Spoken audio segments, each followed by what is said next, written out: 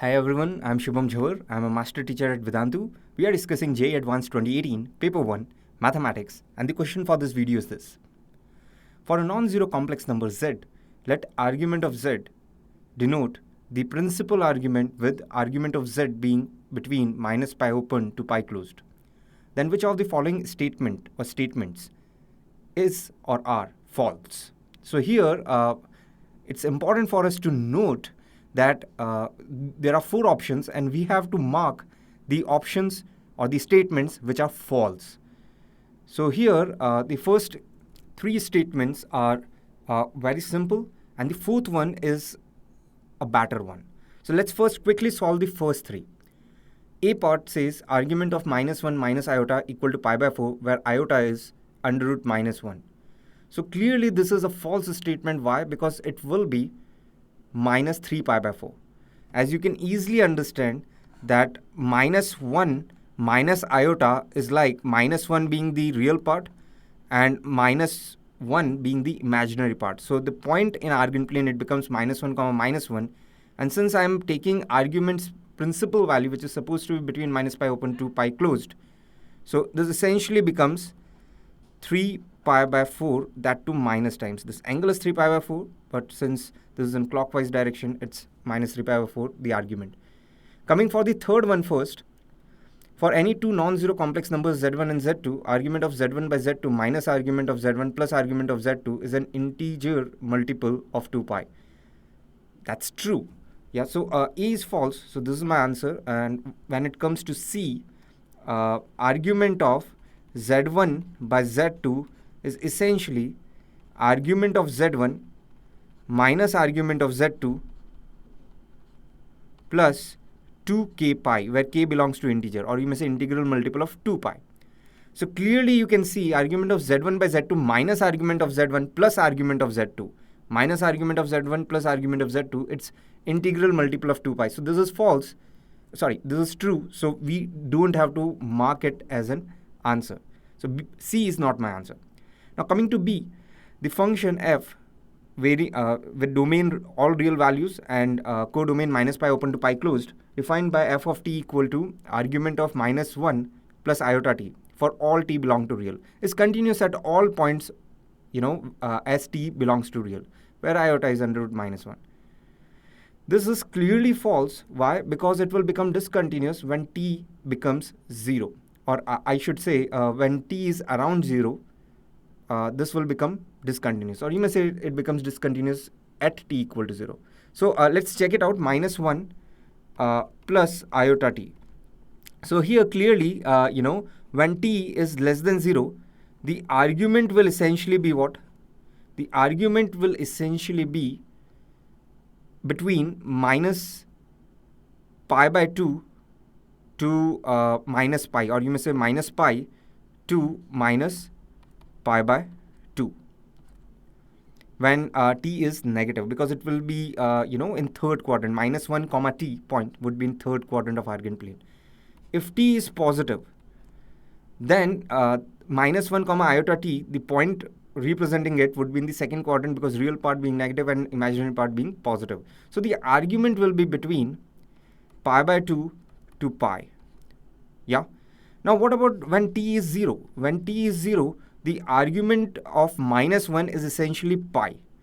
So now you can clearly see as t increases from minus infinity and moves towards 0, the argument decreases from minus pi by 2 to minus pi. And suddenly at t equal to 0, the value becomes pi. And as t increases further, being positive, the argument reduces and moves from pi to pi by 2. So clearly at t equal to 0, there is discontinuity. And as it says, it is continuous for all t belonging to real. That's false. And hence, this is also part of my answer. Now coming to the D part.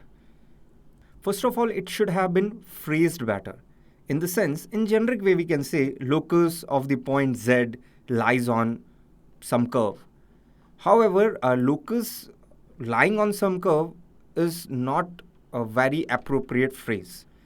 It should have been like points z satisfying this condition, or you may say point z for argument of this. lies on some curve. That is a better phrase, yeah.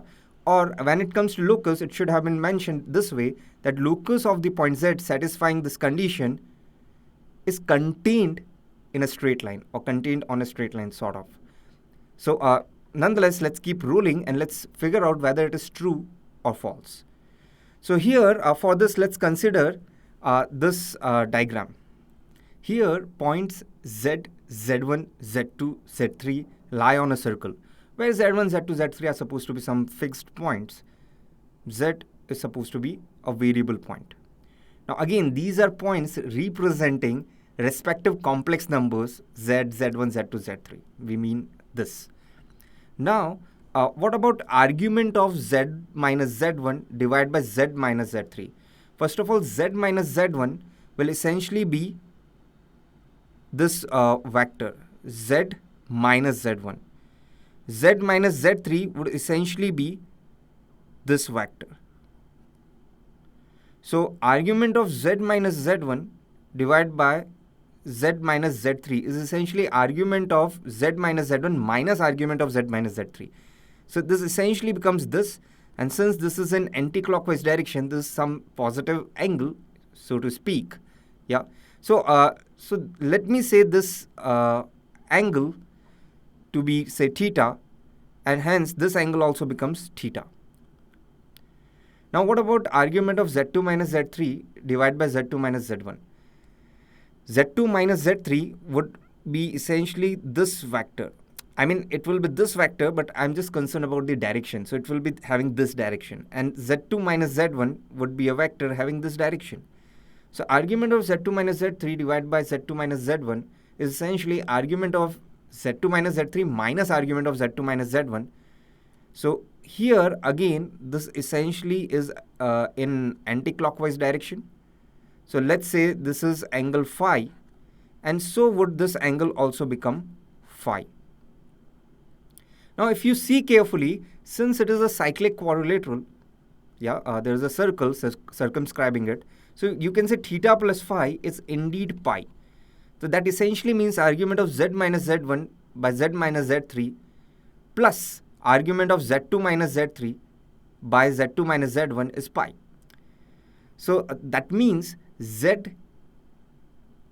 the locus, can be contained on a circle also and not necessarily a straight line. So that means D is not necessarily true. That means it is false. Yeah.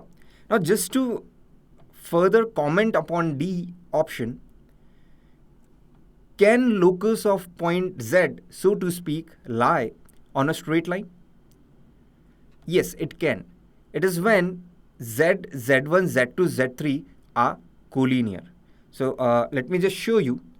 Say I have a straight line on which says Z1, Z2, Z3 are like this. That means Z1, Z2, Z3 are collinear. Yeah. Now, for this to happen, that argument of Z minus Z1 by Z minus Z3 plus argument of Z2 minus Z3 by Z2 minus Z1 to be equal to pi, Z should lie on the line on which Z1, Z2, Z3 lie. Now, to be more specific, if I should consider argument of, so let me just write this, since I have been referring it again and again, I'm basically saying Z minus Z1, Z minus Z3 plus argument of Z2 minus Z3 divided by Z2 minus Z1. And what we have been given is this is supposed to be pi. Yeah. So the comment has been that it's not necessary that Z lies on a straight line, but it can also lie on a circle. Yeah. If Z1, Z2, Z3 are non-collinear. But what if Z1, Z2, Z3 are collinear? So here argument of Z2 minus Z3 divided by Z2 minus Z1. So Z2 lies in between Z1 and Z3. Just, a case we are considering. Yeah. So here clearly this will be negative. This will be negative. Yeah, because Z2 lies in between Z1 and Z3. So for so you may say, and this would be negative real value. Yeah, because clearly you can see that Z2 minus Z3, the vector representing it, is collinear with Z2 minus Z1 wala vector. Yeah. So here, and of course they are unlike vectors. Yeah, they are not like vectors. So that means the ratio of them would be some negative real value. And argument of a negative real value is you may say, in fact, you may say pi. So my bad, Z2 minus Z3 divided by Z2 minus Z1 is a negative real value. Argument of Z2 minus Z3 divided by Z2 minus Z1 hence would be pi.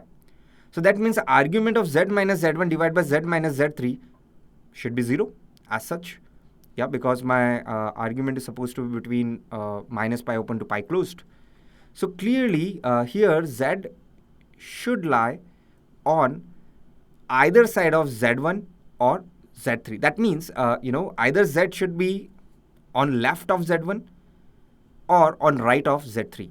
That means either Z should lie here, of course not including Z3 sort of, because then the argument of Z minus Z3 would not be defined. Why? Because argument of 0 is not defined. Or Z should lie on left of Z1. Now this you can easily understand that if Z is on right of Z3 and Z is supposed to be some real, Z minus Z3, let's say represents a vector, then Z minus Z1 is a collinear vector. Yeah, so that means their ratio would be some positive number and argument of some positive real number is essentially 0. So this is just a further explanation to this option D, that locus of point Z can be part of a straight line but not necessarily part of a straight line. It depends whether Z1, Z2, Z3 are collinear as in this case or not as in this case. So hence D is not always true. So that means we will take this as false. Yeah, because it's not necessarily that locus is not necessarily to be a straight line. So A, B, D are my false statements, hence my answers. Thanks for listening. Stay tuned for the next question.